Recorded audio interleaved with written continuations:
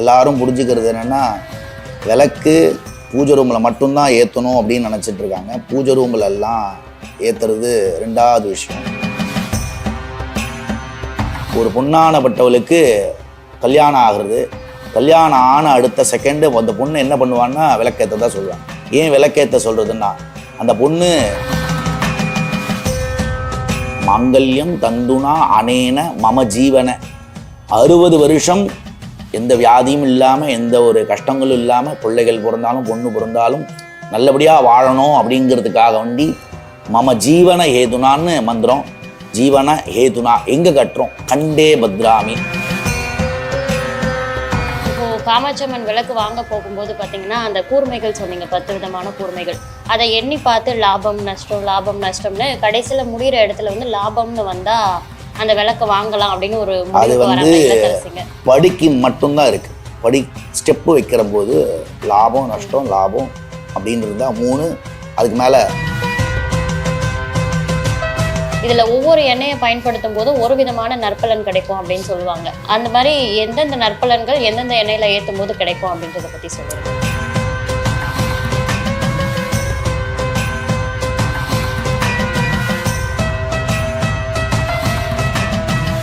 குரு பிரம்மா குரு விஷ்ணு குரு தேவோ மகேஸ்வரா குரு சாட்சாத் பரபிரம்மா தஸ்மை ஸ்ரீ குரவே நமஹ. வணக்கம் சார். ஆன்மீக நேயர்களுக்கு எல்லாருக்கும் வணக்கம். இப்போ இந்து மதத்துடைய சிறந்த வழிபாட்டு முறைகளில் ஒன்றுன்னு பார்த்தீங்கன்னா அது விளக்கேற்றுறது தான். அந்த விளக்கேற்றுறதுடைய நோக்கம் என்ன அப்படின்றத பற்றி சொல்லிடுங்க சார். விளக்கு ஏற்றுவதுங்கிறதோட விளக்கு எப்படி ஏற்றணுங்கிறத முதல்ல சொல்கிறேன். என்னென்னா, எல்லாரும் புரிஞ்சுக்கிறது என்னென்னா, விளக்கு பூஜை ரூமில் மட்டும்தான் ஏற்றணும் அப்படின்னு நினச்சிட்டு இருக்காங்க. பூஜை ரூமில் எல்லாம் ஏற்றுறது ரெண்டாவது விஷயம். முதல் விஷயம், நம்ம கொல்லப்புறத்தில் வீட்டுக்கு பின்னாடி துளசி மாடத்தில் காலம்பரையும் சாயங்காலமும் விளக்கு ஏற்றணும்.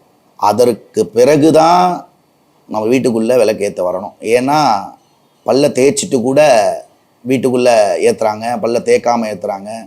அப்படிங்கிறதோட என்ன விஷயம் அப்படின்னா, துளசி மாடத்தில் முதல்ல விளக்கு ஏற்றணும். அதில் துளசி மாடத்தில் அகலில் ஏற்றணும்னு சொல்லியிருக்கு, மண் அகலில் ஏற்றணுன்னு இருக்குது. வீட்டுக்குள்ளே காமாட்சி விளக்கு, நீங்கள் கேட்ட கேள்விக்கு பதில். காமாட்சி விளக்கு என்னென்னா, காமாட்சி விளக்கு அந்த காலத்துலலாம் இல்லை. அந்த காலத்தில் இருந்து வெறும் மண் விளக்கு மட்டும்தான். காமாட்சிங்கிறது வந்து காஞ்சி காமாட்சி கோயில்லையும் மாங்காடு கோயில்லையும் அவளுக்கு முன்னாடி வச்சிருக்கக்கூடிய விளக்கு தான் காமாட்சி விளக்கு. காமாட்சிங்கிறது தசம் பேர். தசம்னா 10 விதமான கூர்மைகள் அந்த விளக்கில் இருக்கும். அந்த 10 விதமான கூர்மைகள் என்ன நன்மை செய்யும், என்ன துன்பத்தை செய்யும்னா, கோவிலுக்கு போகிறோம், முதல்ல பார்க்கக்கூடிய விஷயம் விளக்கு தீபத்தை தான் பார்க்கணும். அதுக்கப்புறம் அம்பாள் பாதத்தை பார்க்கணும், அதுக்கப்புறம் அம்பாள் கழுத்தை பார்க்கணும், அதுக்கப்புறம் மூஞ்சை பார்க்கணும். டைரெக்டாக அம்பாளை பார்க்கக்கூடாதுன்னு சொல்லியிருக்கு. விளக்கு அப்படின்னா தீப ஜோதிஷே நமோ நமஹான்னு மந்திரத்திலே இருக்குது. அந்த தீபம்னா சுபத்தை கொடுக்கறது. சுபம்னா நம்ம வீட்டில் நிறைய விஷயங்கள் துர்சக்தியாக வீட்டுக்குள்ளே சுற்றிட்டு இருக்கும். எப்படி சுற்றுது அப்படின்னா, ஒற்றை ரூபமாக சுற்றும். ஒற்றைகள் வந்து நம்மளுக்கு வந்து நல்லதை கொடுக்காது. அதுக்கு பிறகு பார்த்தீங்கன்னா, வீட்டில் குப்பைகள் போடுவோம். நம்ம சாப்பிட்றோம், கீழே போட்டுருவோம், எடுத்து வைக்க மாட்டோம். தட்டை இருக்கிற இடத்துலையே கை அலம்பக்கூடாது, எடுத்துன்னு போயிட்டு கொண்டு போய் போட்டுட்டு கை அலம்பணும்னு. அந்த விளக்கான பட்டத்தில் அம்பாலானப்பட்டவள் இந்த திரி அந்த திரிலாம் இல்லை. சாஸ்திரத்திலும் பார்த்தா பஞ்சு திரி மட்டும்தான் ஏற்றணும். பஞ்சு திரிங்கிறது இலவம் பஞ்சாக இருக்கலாம், அந்த பஞ்சாலாம் இல்லை. இதுக்குன்னு ஒரு பஞ்சு மரம் இருக்குது. அந்த மரமான பட்டத்துலேருந்து பஞ்சு எடுத்து அதை பஞ்சை நூற்று அதுக்கப்புறமா திரியாக செஞ்சு அதுக்கப்புறம் விளக்கில் எடுக்கணும். விளக்கானப்பட்டது நல்லெண்ணெய் ஏற்றணுமா, பஞ்ச எண்ணெயில் ஏற்றணுமா, தேங்காய் எண்ணெயில் ஏற்றணுமா, அதெல்லாம் இல்லை. நல்ல எண்ணெய் தான் பிரதானம். அதுக்கப்புறம் ஒரு கஷ்டத்துக்கும் ஒரு எண்ணெய்கள் சொல்லியிருக்கு. ஒரு கஷ்டத்துக்கும் ஒரு எண்ணெய்கள் சொல்லியிருக்கு. முதல்ல நம்ம வீட்டுக்குள்ளே ஏற்றக்கூடிய விளக்குக்கு நல்ல எண்ணெய் ஏற்றணும். நல்ல எண்ணெய்னா கடையில் விற்கிற எண்ணெயோட செக்கில் ஆட்டின எண்ணெய் தான் விளக்குக்கு வேண்டிய விஷயங்கள் பவர்னு சொல்லியிருக்கு. என்னென்னா, ஒரு விளக்கு ஏற்றுறோன்னா எதுக்காக ஏற்றுறோன்னா, இன்றைக்கி நான் கிளம்புறேன், வெளியில் போகிற காரியம் நல்லபடியாக சக்ஸஸ்ஃபுல்லாக ஆகணும் அப்படின்னு சொல்லிட்டு ஏற்றிட்டு போகிறது தான் விளக்குங்கிறது பேர். அந்த 10 விதமான கூர்மைகள் சென்ட்ரலாக பார்த்தீங்கன்னா ஒரு கூர்மை இருக்கும். இந்த பக்கத்தில் ஒரு பாதியும் இந்த பக்கத்தில் ஒரு பாதியும் இருக்கும். அந்த பாதியில் என்னென்னா, அம்பாள் என்ன சொல்கிறான்னா, மாங்கல்யம் தந்துனா அனேன மம ஜீவன ஹேதுனா கண்டே பத்ராமி சுபகே தொஞ்சீவ சரதசதம். என்ன சொல்லியிருக்கு அப்படின்னா, ஒரு பொண்ணானப்பட்டவளுக்கு கல்யாணம் ஆகிறது, கல்யாணம் ஆன அடுத்த செகண்டு அந்த பொண்ணு என்ன பண்ணுவான்னா விளக்கேற்ற தான் சொல்லுவாங்க. ஏன் விளக்கேற்ற சொல்கிறதுன்னா, அந்த பொண்ணு அந்த பையன் கட்டின தாலியை தன் மார்பில் சுமந்துட்டு அந்த வீட்டுக்குள்ளே வரும்போது யாருமே தெரியாது, மச்சினனாக இருக்கலாம், நாத்தனாராக இருக்கலாம், யாருமே தெரியாத ஒரு வீட்டில் இருக்கக்கூடிய ஒரு இடத்துக்கு என்னன்னா அந்த வீட்டுக்குள்ளே தன் வீட்டுக்குள்ளே அம்மா ஏற்றிய விளக்க கையில் ஏற்றி எடுத்துக்கிட்டு நம்ம வீட்டுக்கு வரணும் தான், அணையாமல் வரணும். அது யாரும் இப்போ பண்ணுறது இல்லை. இப்போ என்ன பண்ணுறாங்கன்னா, அங்கேயே நாத்தனார் பிடிக்கிற விளக்க அப்படியே ஓரமாக வச்சிடுறது. மாங்கல்ய தாரணம் முடிஞ்ச அடுத்த செகண்ட் ஓரமாக வச்சிடுறது. ஐயரில் பார்த்தீங்கன்னா விளக்கெல்லாம் ஏற்றணுங்கிற அவசியம் இல்லை, குத்து விளக்கு ஏற்றினா போகிறோம். அந்த விளக்கை எடுத்துன்னு அந்த பொண்ணு உள்ளே வரும்போது மாங்கல்யம் தந்துனா, அந்த மந்திரம் சொன்னேன் இல்லையா, மாங்கல்யம்னா சொர்ணம், தந்துனா நூல், அனேன நானும் நீனும் கல்யாணம் பண்ணிக்க போகிறோம், அனேன மம ஜீவனை. ஜீவனம்னா எத்தனை வருஷம்னா 60 வருஷ காலம் இந்த தாலி கட்டுற சமயத்தில் நான் பிரார்த்தனை பண்ணுறேன், மாங்கல்யம் தந்துனா அனேன மம ஜீவனை.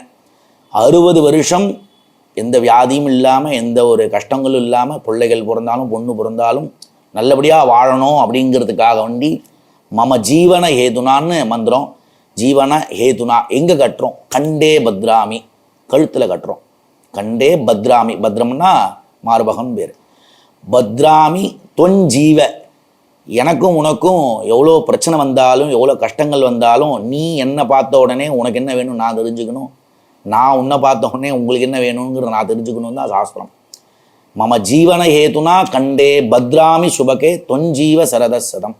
இருக்கிற பரியந்தம் புள்ள காப்பாற்றுவோம் பொண்ணு காப்பாற்றுவோம் நினைக்காம உனக்கு நான் நீ எனக்கு நீன்னு வாழணும்னு உள்ள நுழையிற ஒரு பொண்ணானப்பட்டவள் காமாட்சி விளக்காக இருக்கட்டும், குத்து விளக்காக இருக்கட்டும், மண் விளக்கு தான் இருக்குன்னா, ஒரு குடிசை வீட்டில் கல்யாணம் பண்ணிட்டு போகிறாங்கன்னா மண் விளக்கு தான் இருக்கும். அவங்க சக்திக்கு அந்த விளக்கு தான் இருக்கும். விளக்கு ஏற்றணும். அந்த விளக்கு எதில் ஏற்றினாலும் எந்த இதில் தான் ஏற்றணும் அதில் தான் ஏற்றணும்னு இல்லை. விளக்கு ஏற்றணும்.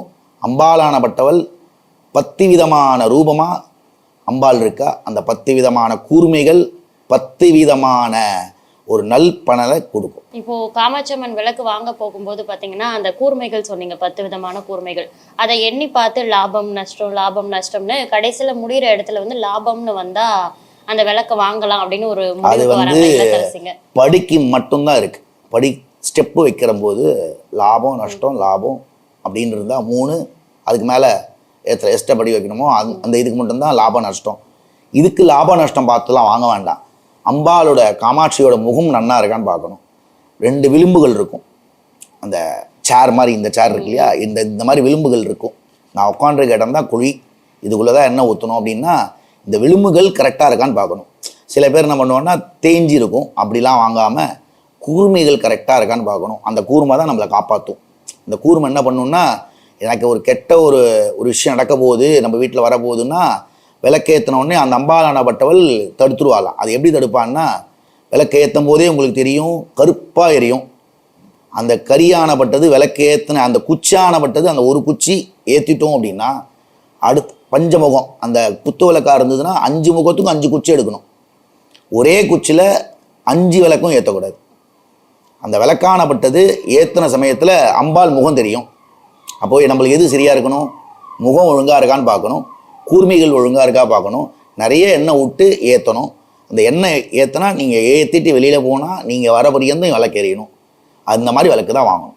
ஓகே, காமாட்சி அம்மன் விளக்கை தவிர்த்து வந்து குத்து விளக்கு, குபேர விளக்கு, பஞ்சமுக விளக்குன்னு நிறைய விளக்குகள் இருக்குது. இந்த விளக்கெல்லாம் வாங்கும்போது எந்த மாதிரியான வழிமுறைகளை நம்ம பின்பற்றி வாங்கணும்? குபேர விளக்குங்கிறது இப்போ வளர்ந்தது, அப்போல்லாம் இல்லை. அந்த விளக்கேற்றினா பணம் கொட்டிடுமான்னா கணக்கு கொட்டாது. விளக்கு தான். இதில் எக்ஸ்ட்ரா ஃபிட்டிங் இந்த குபேரர் இருக்கார், அவ்வளோதான். குபேரர் என்ன பண்ணுவார்னா, அந்த சமயத்தில் வணங்கினா மட்டும்தான் அந்த குபேரனான பட்டம் பணம் கொடுப்பார். நீ இந்த விளக்கேற்றிட்டா எனக்கு பணம் கொட்டிடும்னா கொட்டாது. இந்த குபேரர் விளக்குங்கிறது இப்போ வந்தது. அந்த காலத்தில் காமாட்சி விளக்கு மண் விளக்கு தான் இருந்தது. இப்போது விளக்கு ஏற்றும் போது வந்து நிறைய வகையான எண்ணெய்களை யூஸ் பண்ணி விளக்கேற்றுவாங்க. அந்த இலுப்பை எண்ணெய் ஆகட்டும், நல்லெண்ணெய், விளக்கெண்ணெய் அப்படின்னு சொல்லிட்டு இதில் ஒவ்வொரு எண்ணெயை பயன்படுத்தும் போது ஒரு விதமான நற்பலன் கிடைக்கும் அப்படின்னு சொல்லுவாங்க. அந்த மாதிரி எந்தெந்த நற்பலன்கள் எந்தெந்த எண்ணெயில் ஏற்றும் போது கிடைக்கும் அப்படின்றத பற்றி சொல்லிடுங்க. வேப்பெண்ணெய் ஓகேவா? வேப்ப எண்ணெய் கசக்கும் இல்லையா? நம்ம கசப்பான தன்மைகள்லாம் போகக்கூடிய ஒரு விஷயத்துக்காக மட்டும்தான் எங்கள் வீட்டில் வந்து ஒரே டென்ஷனாக இருக்குது, ஆஃபீஸில் டிப்ரெஷனாக இருக்குது, நான் வந்து எங்கே போனாலும் எனக்கு காரியம் சக்ஸஸ்ஃபுல்லாக ஆகலை அப்படின்னா ஒரு சின்ன அகல் எடுத்துக்கிட்டு வேப்ப எண்ணெயை விட்டு ஏற்றுனா அந்த ஸ்மெல்லு உள்ளே எல்லாம் பரவிச்சு அப்படின்னா உங்களுக்கு என்ன நடக்கணுன்றதோ நடந்துடும். வேப்ப எண்ணெயோட தன்மை கெட்டதை கொடுக்கும், நல்லதை உள் வாங்கிக்கும்னா நம்மளுக்கு ஒரு சாப்பிட்டா கசக்கும், உள்ளே போனால் நல்ல விஷயம் உள்ளே நம்மளுக்கு ஸ்பிட் ஆகும். அந்த வேப்பிலை சாப்பிட்றதுனால நல்ல விஷயம் தான் நடக்க போகுது. வேப்ப எண்ணெய் ஏத்தனா அதோட விஷயம் நல்ல விஷயம். நான் எதுக்காக ஏற்றுறேன்னு தெரிஞ்சுக்கணும். முதல்ல நான் வேப்ப எண்ணெய் எதுக்கு ஏற்றுறேன். அதே மாதிரி வந்து நிறைய பேர் என்ன பண்ணுறாங்க, எல்லா எண்ணெயும் சேர்த்து வச்சு ஏற்றுறாங்க. அப்படி ஏற்றக்கூடாது. வேப்பெண்ணெய் இருக்குது, விழுப்பெண்ணெய் இருக்குது, நல்லெண்ணெய் இருக்குது, தேங்காய் எண்ணெய் இருக்குது, நிறைய தீப எண்ணெய் இருக்குது, வாசனை. இப்போ என்னாச்சுன்னா எண்ணெய்கள்லாம் கமகமன்னு வரலாம் ஆரம்பிச்சுடுது. அந்த மாதிரி கமகமன்னு வர எண்ணெயாக இருந்தாலும் சரி, எல்லா கலந்த எண்ணெயை அவாய்ட் பண்ணணும். முதல்ல என்னன்னா உங்களுக்கு காரிய சக்ஸஸ்ஃபுல் வேப்பெண்ணெய் ஏற்றுறீங்களா, வீட்டுக்குள்ளே இருக்கிற பிரச்சனைகள் எனக்கு மன திருப்தியாக இருக்கணும் அப்படின்னா வேப்பெண்ணெய் ஏற்றலாம். இழுப்பெண்ணெய் எதுக்காக ஏற்றுறதுனா உடம்பு சோர்வாக இருக்குது, உடம்புக்குள்ளுக்குள்ளே அந்த இழுப்பெண்ணெய் என்ன பண்ணுவாங்கன்னா வயிறு வலினா வயிற்றில் தடவாங்க, கழுத்து வலினா கழுத்தை தடவிக்கலாம், உடம்பு வலியாக இருந்தாலும் உடம்புல ஃபுல்லாக தடவிக்கலாம். தடவிண்டு ஒரு 1/2 மணி நேரம் இருந்துட்டு குளித்தா அதோட எஃபர்ட் இருக்கும். அப்போது அதோட உடம்புக்கு வேண்டிய விஷயங்கள் அந்த 2 வேலை எல்லா எண்ணெய்க்கும் ஒரு தன்மை, வேப்ப எண்ணெய்க்கும் இழுப்பெண்ணைக்கும் அது கொடுக்கும். விளக்கு ஏற்றுறதை பற்றி நிறைய விஷயங்களை எங்களுக்காக உங்கள் நேரம் ஒதுக்கி பகிர்ந்துக்கிட்டீங்க. ரொம்ப நன்றி. நன்றி, வணக்கம்.